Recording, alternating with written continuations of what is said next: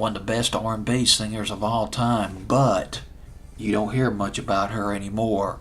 She was popular in the 50s and 60s, particularly on the R&B charts. She never had a top 10 pop hit, which is probably one of the reasons why she's so obscure to the pop audience.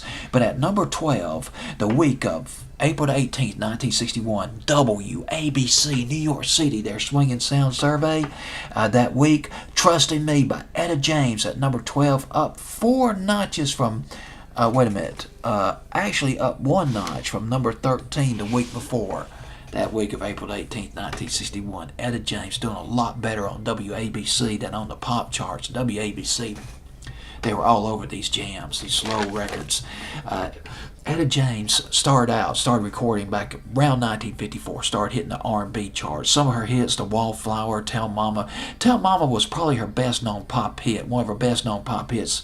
That was later in the 60s, and I'd Rather Go Blind. Rolling Stone ranked Etta James at number 22 among the top 100 greatest singers of all times.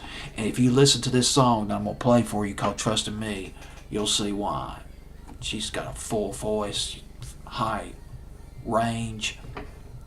In the early 60s, Etta James was with the Argo record label, Argo is sort of a subsidiary of the Chess record label, the legendary Chess record label in Chicago. Chuck Berry was on that label. So was B.B. King. Now, I just found out this. I didn't know this until a few minutes ago. I'm researching a little bit about Etta James. She sang backup on Chuck Berry's Back in the USA. Leonard Chess had a vision for Etta James, a classic ballad singer who had the potential to cross over from R&B to the pop charts. The same kind of ambitions that Berry Gordy would have for his Motown groups like the Supremes, the Marvelettes, and the Four Tops. But Leonard Chess was not quite as successful in pushing Etta James as a crossover artist, although he surrounded her voice with strings and violins. But she only scored some moderate hits on the pop charts. Her debut album was called At Last. It came out in 1960. This album was a mix of jazz standards, blues, R&B, and doo-wop. Everything R&B on this album. At Last was released as a single, considered one of her signature singles, but only went to number 47 on the pop charts. Number 2 on R&B. Then she came out with Trusting Me.